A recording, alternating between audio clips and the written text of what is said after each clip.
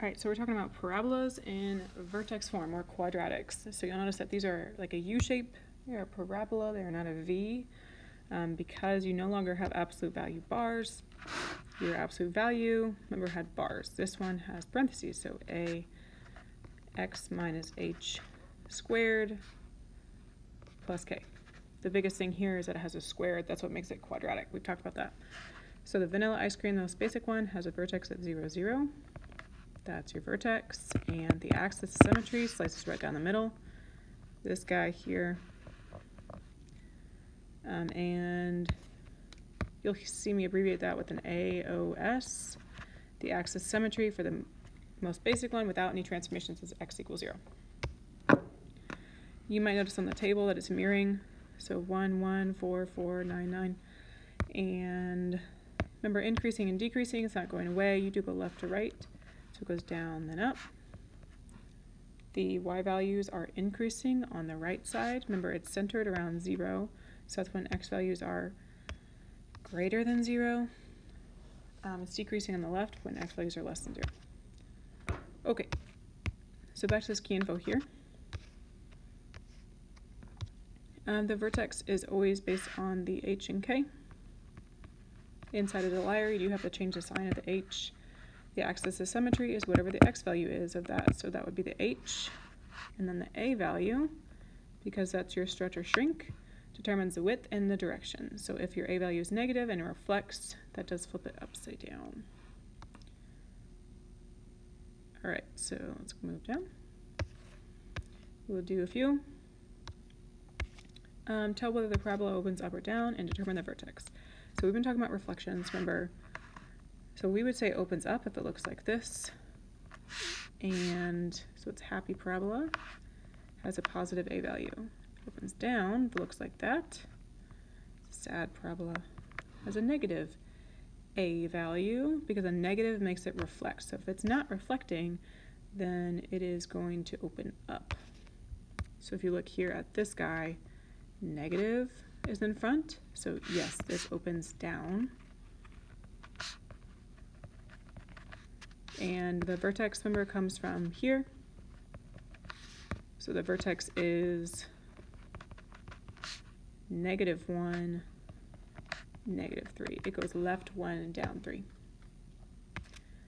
Let's look at number 2. There is no negative out in front. It does not reflect. So a value is positive, it opens up, because nothing has reflected. The vertex, again, comes from the HK. You do change the sign of the inside. Inside is a lyre. So the vertex is +4, 7. It went right 4, up 7. Number 3 has a vertical shrink of 3/4, but that is not a negative, so it still opens up. It does move right 5, and so that means that it's your vertex gets moved right 5. It does not go up or down, so it's still at 0. One way to think about that is that would be like a +0 at the end for the k. And then lastly, number 4 does have a negative, so it opens down. And you don't see an h, but you do see a k. This is shifting it up 1. Another way that you could write this guy is y equals -x plus 0 squared plus 1.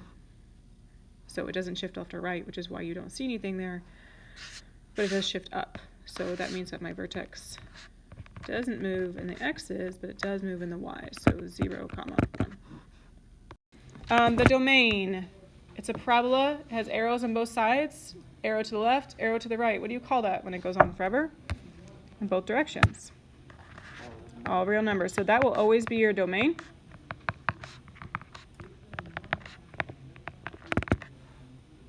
You can write that with that double R thing. It's like a $sign almost, but it's an R. And then you could also do -infinity to +infinity, which I feel like is doing too much, but you could. Okay. The range Depends on which way it opens, right? So we've done this with the V already, the absolute value. If it opens up, it looks like this, and the vertex is at the bottom. H, K. That's supposed to be an H. Doesn't really look like one. Okay. When we talk about range, do I care about the X values or the Y values? Y. So I care about this guy. Uh-oh, that was supposed to be a highlighter. It wasn't. K. So if it opens up, then it's going from K to infinity. Or you can say the Y value is greater than or equal to the K. So it's the Y value of the vertex is what I want you to focus on, because the range is the Y values. So if it opens down, obviously it's the reverse of that. And your HK is at the top. Lowest to highest.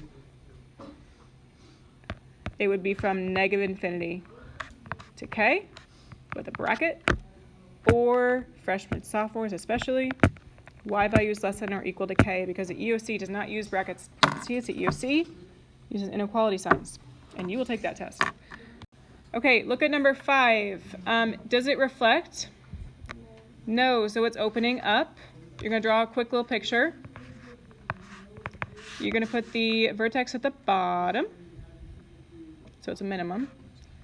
What is my vertex? -1, -5. You change the sign on the inside because a liar. -1, -5. Domain is boring. All real numbers. The range is where you need to be careful because it goes lowest to highest, and you care about the Y values. This one, -5. It goes from -5 to infinity. Okay. Again, there's 2 ways to write it. You can do bracket -5 to infinity, or you can say Y value is greater than or equal to -5. If you're a freshman or a sophomore, I would prefer you get used to the inequalities, because that's what you'll see.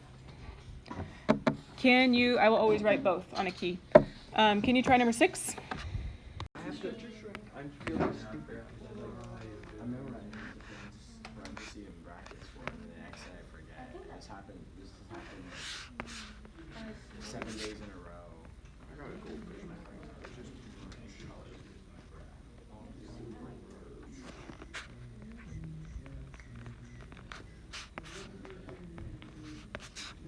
Okay, check what you have. Remember, when you're doing range, you don't care about the X value, you care about the Y value. It's 0. So the range goes from -infinity to 0, or I actually think this is easier to do Y values less than or equal to 0, but this is me. This is something that we haven't talked about yet this year, but you did learn in Algebra 1. The axis of symmetry is this value here. Okay, or this line. This is the axis of symmetry. It is the red line that you see going down the middle. Notice it has to be the equation of a line, x equals h. So whatever your x value is here is where you get it from. It has to be the equation of a line. It's a vertical line. All right. In order to graph things, vertex form, you figure out the vertex, plug in 2 other numbers to get 2 more points, reflect them, connect them with the curve. As you can see, I don't have all of your lovely fill in the blanks. So can you, with your table, figure out the vertex real quick? Well, I wrote this down. Anytime you have any graph ever under the sun, you can always make a table, plug in values, and you're going to figure out your points. So you know, made that kind of big, you know that your vertex is at -3, 4. Hopefully you figured that out. That goes in the middle of your table. You just need 2 more points, but we're going to go ahead and fill in 5. So you need to choose the numbers surrounding it on a number line. So if you need to look at my number line literally to help you, that's fine. -2, -1, -4, -5. So that's where I'll put here. Sorry. -5, -4, -2, -1. We'll fill out all the rest of this information after we have the graph. So you already know the vertex, that's the easy part. Now, you pick 2 more numbers to plug in. I'm going to do it below here. We're going to start with -2. -2 is an x value. Where does it go in the equation? X. So you'll write it there, and it plugs in, most importantly, next to the 3, okay? So I'm doing f of -2, sorry. I'll do it down here. F of -2. You should write this down so you can see where these numbers come from. -2 goes in the x spot, so -2 times, in parentheses, -2 plus 3 squared plus 4. If you have a nice calculator, then you can type in that right side all at once. This is just evaluating functions. We're going to do one piece at a time. What's -2 plus 3? 1. What's 1 squared? 1. So -2 times 1. And that gives me -2 plus 4, or 2. That goes here. The beautiful part about parabolas is that it's mirroring, so that also goes here. 2 and 2, also at -4. I only plugged in -2, but I know that it should be the same on the other side, as long as you have a vertex correct. Okay, now we're going to do the same thing, but for -1. So you take -1, and again, plug it in for x. So f of -1. And it's the exact same equation that you're using above. So -2 times, I'll move out, times -1 plus 3 squared plus 4. Okay, one thing at a time, or you could type in your fancy calculator all at once, just the right side. It'll be -2, and then what's -1 plus 3? 2. You're doing order of operations, so you do the parentheses first. Now exponents. 2 squared is 4. And now you do the multiplication. -2 times 4 is -8. And -8 plus 4 is -4. Because this is -8 plus 4. Do you see where I got it from? Okay. That goes in the -1 spot. It also reflects over right there. All this table is a set of 5 points that you now graph. So you know the vertex is at -3, -4.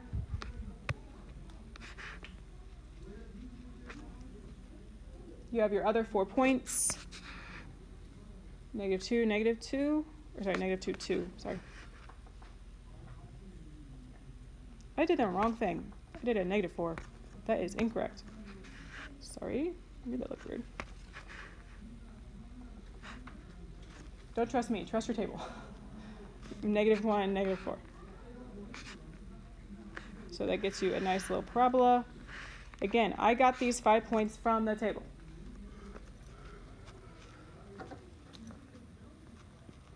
Okay, we're going to answer the information, and then I'm going to make your life a lot easier. So now all the information, graphing the parabola should be the easy part. It's this stuff where you might get a little stuck. Because it opens down, the vertex is at the top. That means that it is a maximum. It's at the top. Maximum at the y value of 4. The highest it goes is 4. The axis of symmetry is a line down the middle, which technically you don't have to graph, but I'm drawing it so you see it. That is the line, because it's how we write lines, x equals -3.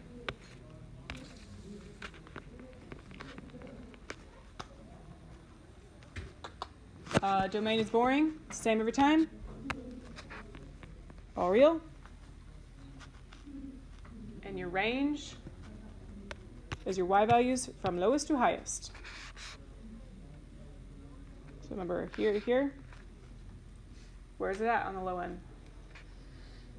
negative infinity, and it stops at the y value, 4. So remember that is coming from the vertex. So you can say y value is less than or equal to 4, or you could say it as negative infinity to 4. You don't need to write down both. Pick one. I know we all hate increasing and decreasing, but it's not going away, so we do have to learn it. Increasing, decreasing, think of it like a roller coaster. You read left to right just like you do a sentence or a book.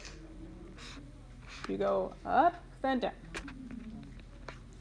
It is based around the negative 3 in the middle. Which side is it increasing on? The left, so it's increasing on the left. That's where the x values are less than negative 3. Or you can do it in brackets, so negative infinity, or I guess you'd say parentheses, to negative 3. Does not have a bracket because it does not include the point. It's decreasing on the right side when it's greater than negative 3.